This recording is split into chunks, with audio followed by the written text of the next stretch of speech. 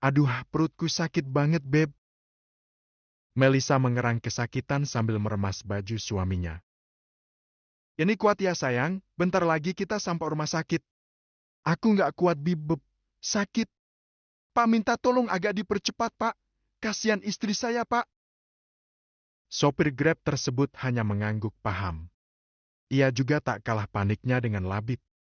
Bagaimana tidak panik, Melisa terus menjerit kesakitan, perutnya terasa kram dan darah segar terus mengalir membasahi daster yang dipakainya.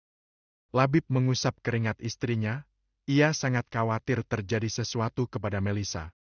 Setengah jam perjalanan, mobil yang mereka tumpangi akhirnya sampai di rumah sakit. Setelah Melisa ditangani, Labib dipanggil untuk masuk ke ruang dokter.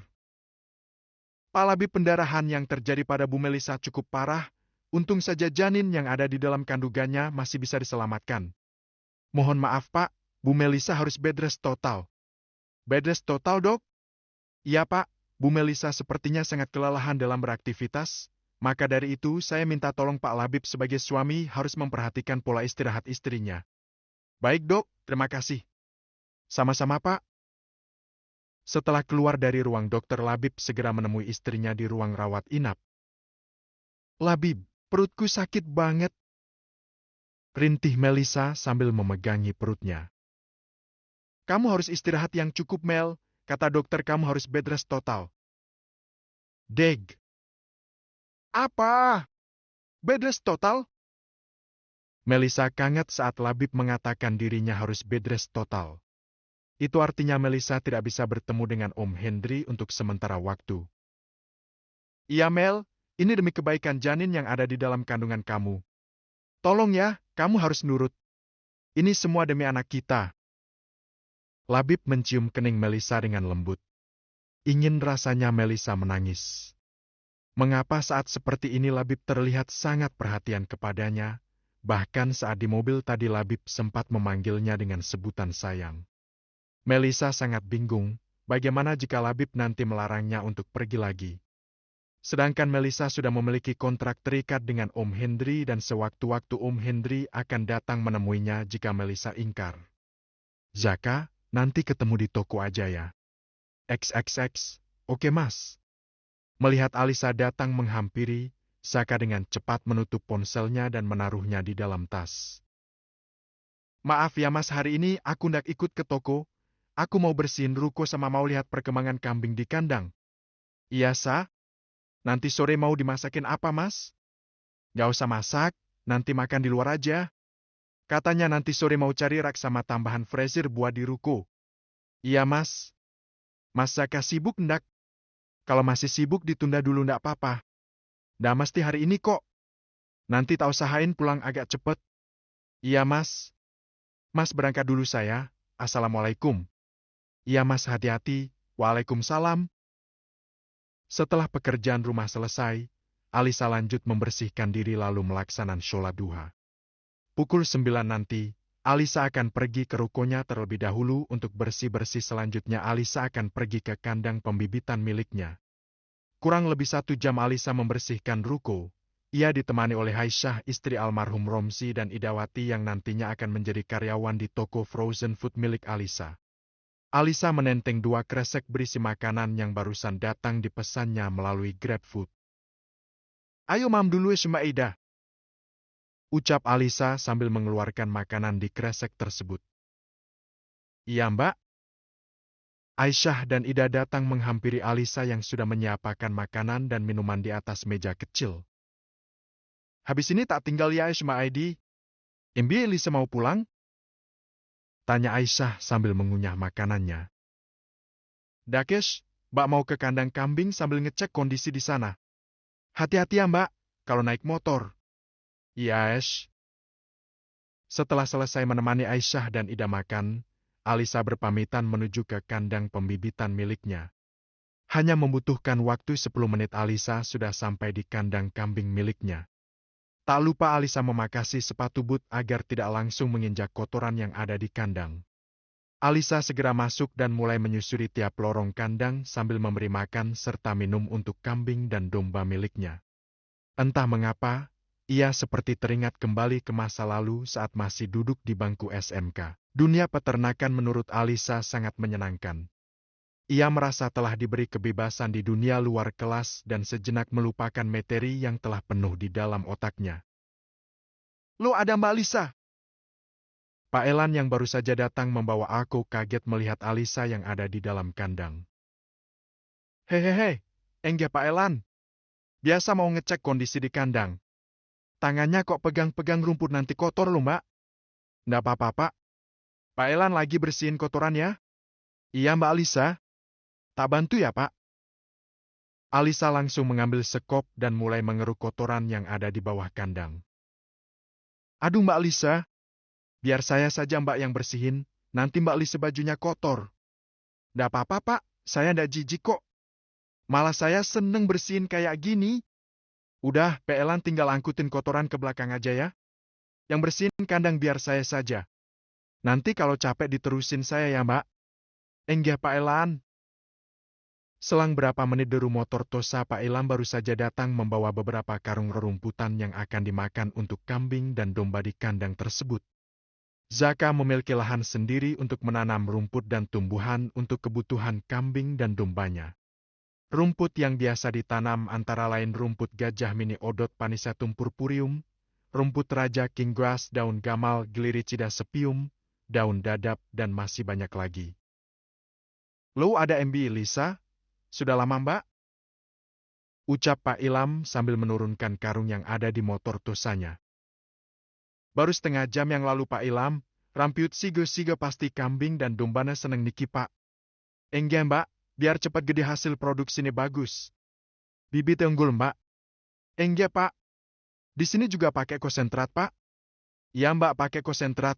Konsentratnya masih ada di gudang lama. Besok mau saya ambil langsung tak pindah ke sini. Ya sudah, monggo dilanjut Pak. Alisa lalu meneruskan kegiatannya membersihkan kandang. Lo Mbak Lisa kok bantu ngeruki kotoran, biar Pak Elan saja Mbak. Nggak apa-apa Pak, saya udah biasa kayak gini. Seneng bisa bantu-bantu kayak gini Pak. Nanti kalau capek biar diterusin lah Elan ya Mbak, jangan dipaksa. Enggak Pak. Setelah selesai membantu membersihkan kandang, Alisa pamit untuk pulang ke rumah. Setelah sholat zuhur Alisa meraih ponselnya di atas nakas. Alisa kaget melihat 10 panggilan tak terjawab dari Zaka. Karena takut terjadi sesuatu Alisa langsung menelpon Zaka kembali. Tatit tutut. Assalamualaikum Mas. Maaf ya Mas tadi telepon gak keangkat. HP-nya tak tinggal, aku baru pulang dari kandang Mas. Lain kali kalau pergi handphonenya dibawa, biar kalau ada apa-apa bisa dihubungi. Iya Mas, maaf. Mas Jaka. Alisa mendengar suara wanita memanggil nama suaminya. Zaka langsung menjauhkan ponselnya dan berbicara lirih kepada wanita tersebut. Karena telepon masih tersambung Alisa memanggil Zaka lagi. Namun sayang beberapa kali Alisa memanggil nama Zaka, yang sedang dipanggil malah tidak merespon balik dan malah asyik mengobrol sendiri. Akhirnya Alisa mematikan sambungan teleponnya. Alisa menepis semua pikiran buruk tentang Zaka. Zaka adalah orang yang sangat baik. Tidak mungkin Zaka melakukan hal aneh di luar sana tanpa sepengetahuan Alisa. Alisa merasakan hal aneh. Semenjak di perjalanan Zaka hanya menanyakan kemana tujuan mereka pergi. Biasanya jika sedang tidak bersama, Zaka akan bertanya apapun yang dilakukan Alisa selama seharian. Namun kali ini Alisa merasakan keganjalan terjadi pada Zaka. Nanti jangan lama-lama di tokonya, Mas mau ada rapat di pondok. Iya. Jawab Alisa ketus. Zaka sama sekali tidak ada niatan menemani Alisa yang sedang sibuk memilih freezer di toko. Ia malah asyik memainkan ponselnya di dalam mobil. Hanya memerlukan waktu setengah jam Alisa sudah keluar dari toko tersebut. Saat perjalanan pulang Zaka mengajak Alisa untuk mampir ke rumah makan, namun Alisa menolak mentah-mentah. Alisa ingin segera pulang ke rumah dan tidak mau berlama-lama dengan orang yang sangat menyebalkan seperti Zaka. Kamu kenapa sih saya? Diajak mampir ke rumah makan gak mau. Aku gak lapar. Ya sudah terserah kamu aja. Alisa keluar dari mobil dan langsung masuk menyelonong ke dalam kamarnya dengan perasaan sebal. Alisa masih bisa mengontrol emosinya, mungkin saja saat ini Zaka sedang kelelahan dan tidak bisa bersikap seperti biasanya kepada Alisa. Keesokan harinya Alisa ikut Zaka berangkat ke toko. Karena bosan jika harus berada di ruangan bersama Zaka, akhirnya Alisa bergeser ke ruang tengah untuk membantu karyawannya yang sedang mempacking pesanan online. Mbak Wati tak bantu packing ya? Boleh-boleh, monggo Mbak Alisa. Alisa membantu Mbak Wati mempacking semua pesanan online. Karena pesanan cukup banyak rupanya Alisa nampak kelelahan. Akhirnya ia meminta Mbak Wati untuk meneruskan dan Alisa kembali ke ruangan Zaka untuk beristirahat. Ceklek. Saat Alisa masuk ke kamar, Zaka tiba-tiba kaget dan langsung memasukkan ponselnya ke dalam tas. Kalau masuk ke kamar dibiasakan ketuk pintu dulu saya. Iya maaf. Kamu habis ngapain sih sampai keringetan kayak gitu? NGWLI batu. Jawab Alisa sekenanya. Kalau ditanya suami tuh jawab yang bener sah. Habis bantu packing Mbak Wati. Alisa menjawab pertanyaan Zaka dengan nada agak tinggi. Kamu itu dibilangin jangan bantu kerja di sini kok susah banget sih, Sa? Kamu nggak usah ikut Mas ke toko lagi kalau masih susah dibilangin. Dasar. Udah dibantuin malah ngata-ngatanin. Batin Alisa. Sa, denger nggak sih Mas ngomong? Denger. Nanti sore Mas diutus sama Abuya untuk datang ke panti asuhan. Kamu nanti ikut temenin Mas ke sana. Nggak mau aku capek. Kamu capek ngapain? Orang nganggur kok capek. Mendengar ucapan Zaka barusan Alisa sangat sebal, ingin rasanya Alisa pulang ke rumah namun sayang ia sudah anti memesan Grab atau Gojek online. Saah! Ya, aku dengar. Mas tinggal keluar dulu, nanti jam 2 Mas kesini lagi jemput kamu. Mas berangkat dulu ya, Assalamualaikum. Waalaikumsalam. Ucap Alisa dalam hati. Zaka keluar dari kamarnya dan pergi meninggalkan Alisa.